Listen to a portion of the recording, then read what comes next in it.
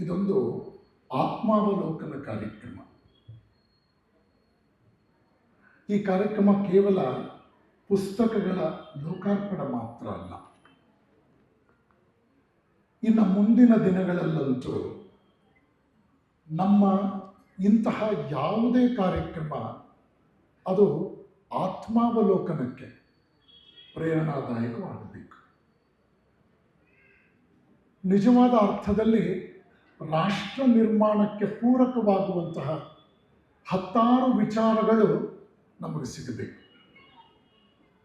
ಇದರಲ್ಲಿ ಆಸಕ್ತಿ ಇರ್ತಕ್ಕಂಥ ಕನಿಷ್ಠ 2 ಯುವಕರು ಯುವತಿಯರು ಒಂದೊಂದು ಕಾಲೇಜಿನಿಂದ ಬಂದು ಇಲ್ಲಿ ರೆಪ್ರೆಸೆಂಟೇಷನ್ ಕೊಡಬೇಕು.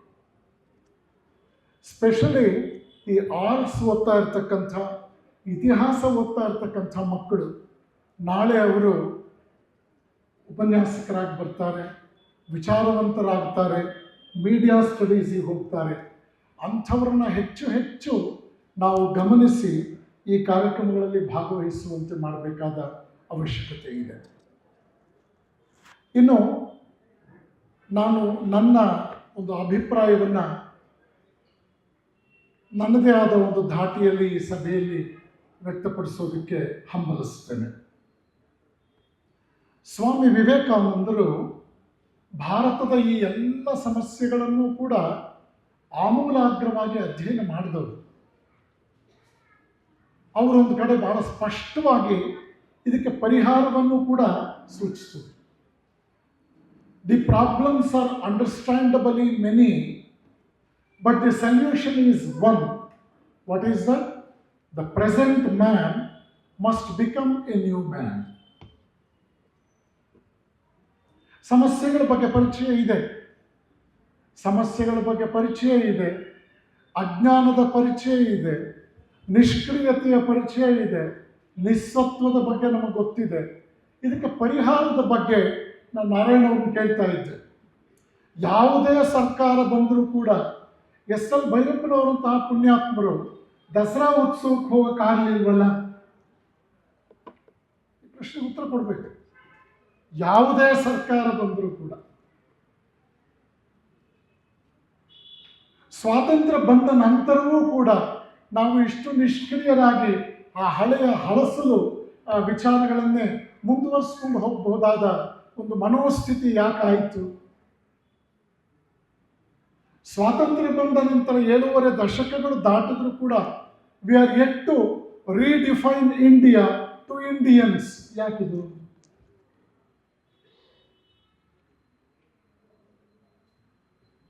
ನಮ್ಮ ಜನ ತುಂಬ ಉದಾರಿಗಳು ಅಂತಂತೀರಾ? ಖಂಡಿತ ನಾನು ಒಪ್ಪೋದಿಲ್ಲ.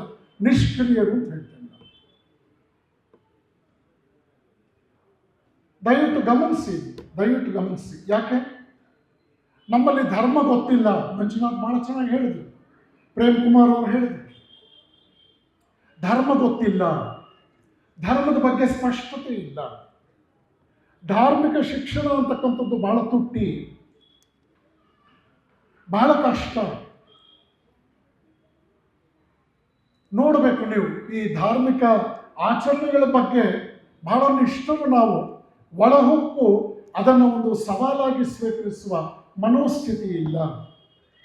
ಭಾರತದಲ್ಲಿ ಏನೆಲ್ಲ ಸಮಸ್ಯೆಗಳನ್ನು ನಾವು ನೋಡ್ತಾ ಇದ್ದೆವು, ಈ ಎಲ್ಲ ಸಮಸ್ಯೆಗಳ ಹಿಂದೆ ನಮ್ಮಿಂದ ಆಚೆ ಇರ್ತಕ್ಕಂಥ ವ್ಯತಿರಿಕ್ತವಾದ, ವಿರೋಧವಾದ, ಪ್ರತಿಬಂಧಕವಾದ ಶಕ್ತಿಗಳು ಏನಿದೆಯೋ ಅದೆಲ್ಲದಕ್ಕಿಂತಲೂ ಬಹಳ ನೈಜವಾದ ಕಾರಣ ನಮ್ಮ ನಿಷ್ಕ್ರಿಯತೆ.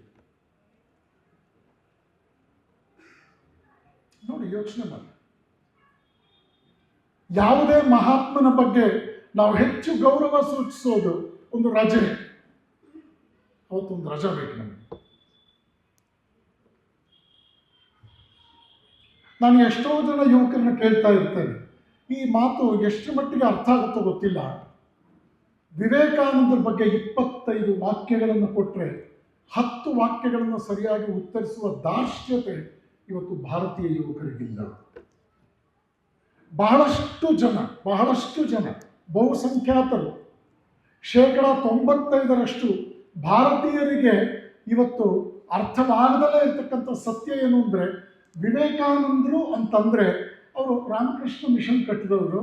ಅವರು ಚಿಕಾಗೋನಲ್ಲಿ brothers and sisters of America ಅಂತ ಹೇಳಿದ ತಕ್ಷಣ ಕುಳಿತಿದ್ದವರೆಲ್ಲರೂ ಕೂಡ ಚಪ್ಪಾಳೆ ತಟ್ಟಿದ್ರು. ವಿವೇಕಾನಂದರು ಒಂದಷ್ಟು ಶಾಲೆ, ಕಾಲೇಜುಗಳು, ಆಸ್ಪತ್ರೆಗಳನ್ನು ಕಟ್ಟಿದ್ರು. 4ನೇ ವಾಕ್ಯ ಬಹುತೇಕ ನಮ್ಮ ಮಕ್ಕಳಿಗೆ ಗೊತ್ತಿಲ್ಲ, ನಮ್ಮ ಸಿಲೆಬಸ್ಸಲ್ಲಿ ಇಲ್ಲ. ಶಾಲಾ ಕಾಲೇಜುಗಳ ಸಿಲೆಬಸ್ಸಲ್ಲಿರಲಿ, ರಾಷ್ಟ್ರಭಕ್ತಿಯನ್ನು, ರಾಷ್ಟ್ರೀಯ ಬದ್ಧತೆಯನ್ನು ಬೆಳೆಸೋದಕ್ಕೆ ಮೂಲ ಉದ್ದೇಶವಾಗಿಟ್ಕೊಂಡಂಥ ಸಂಸ್ಥೆಗಳಲ್ಲೂ ಕೂಡ ಇವತ್ತು ವಿವೇಕಾನಂದ ಪರಿಚಯ ಇಲ್ಲ. ಇದು ಬಹಳ ಆಘಾತಕಾರಿಯಾದಂತಹ ಒಂದು ಸಂಗತಿ. ನಮ್ಮ ದೇಶದ ಬಗ್ಗೆ ನಾವು ತುಂಬ ಕೊಂಡಾಡ್ತೇವೆ, ಆದರೆ ಇವತ್ತಿನ ನಿಷ್ಕ್ರಿಯತೆ ಹೀಗೆ ನೋಡಿ ಸಹಜವಾಗಿ ಮುಂದುವರಿತಾ ಇರೋದನ್ನು ಕಂಡಾಗ ನಾವು ನಮ್ಮ ಯಂಗರ್ ಜನರೇಷನ್ನನ್ನು ಸರಿಯಾದ ಒಂದು ಮಾನಸಿಕ ಸ್ಥಿತಿಯಲ್ಲಿ ಕೊಂಡೊಯ್ದಲೇ ಇದ್ದರೆ ಬಹಳ ದೊಡ್ಡ ಬೆಲೆ ತಿರಬೇಕಾಗುತ್ತೆ ಅನ್ನೋದು ನಾವಿನ್ನೂ ಕೂಡ ಅರ್ಥ ಮಾಡ್ಕೊಳ್ತಾ ಇಲ್ಲ. The problems are understandably many, but the solution is one. The present man must become a new man. ಕರ್ನಾಟಕದ ಒಂದು ವಿಶ್ವವಿದ್ಯಾನಿಲಯಗಳಲ್ಲಿ ಒಂದಾದಂತಹ ನೃಪತುಂಗ ಯೂನಿವರ್ಸಿಟಿಯಲ್ಲಿ ಡಾಕ್ಟರ್ ಶ್ರೀನಿವಾಸ್ ಬಳ್ಳಿ ಇತ್ತೀಚೆಗೆ ನಿವೃತ್ತರಾದರು ವೈಸ್ ಚಾನ್ಸಲರ್ ಆಗಿ. ಅವರು 2.5 ವರ್ಷದ ಹಿಂದೆ ಪೂಜ್ಯ ಸ್ವಾಮಿ ನಿರ್ಭಯಾನಂದರಿಗೆ ಫೋನ್ ಮಾಡಿ, ನಾನೊಂದು ಓಪನ್ ಎಲೆಕ್ಟಿವ್ ಸಬ್ಜೆಕ್ಟ್ ತರ್ತೇನೆ, ನೀವು ಯಾವ್ದು ಹೇಳಿದ್ರೆ ಅದು ಮಾಡ್ತೀನಿ ಅಂತ ಹೇಳಿದರು. Life and philosophy of Vivekananda ಅನ್ನೋ ಒಂದು ಸಬ್ಜೆಕ್ಟ್ 100 ಮಾರ್ಕ್ಸ್ಗೆ ಓಪನ್ ಎಲೆಕ್ಟಿವ್ ಆಗಿ ಅದು ನಿರ್ಧರಿಸಲ್ಪಡ್ತು.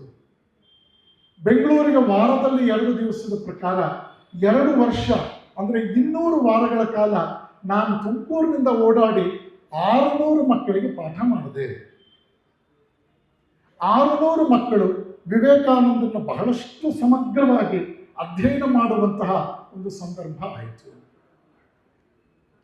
ಈ ರೀತಿಯ ಆಲೋಚನೆ ಎಷ್ಟು ವಿಶ್ವವಿದ್ಯಾನಿಲಯಗಳಲ್ಲಿ ಬಂತು?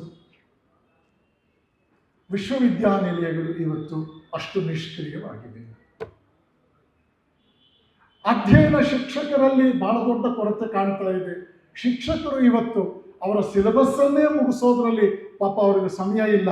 ಯಾಕೆಂದರೆ ಅವರ ಬತ್ತಳಿಕೆಯಲ್ಲಿ 10 ಬಾಣಗಳು ಸೇರ್ಕೊಂಡ್ಬಿಟ್ಟಿದೆ. ಅದರಲ್ಲಿ ಪಾಠ ಮಾಡೋದು ಕೂಡ ಒಂದು ಚಿಕ್ಕ ಬಾಣ.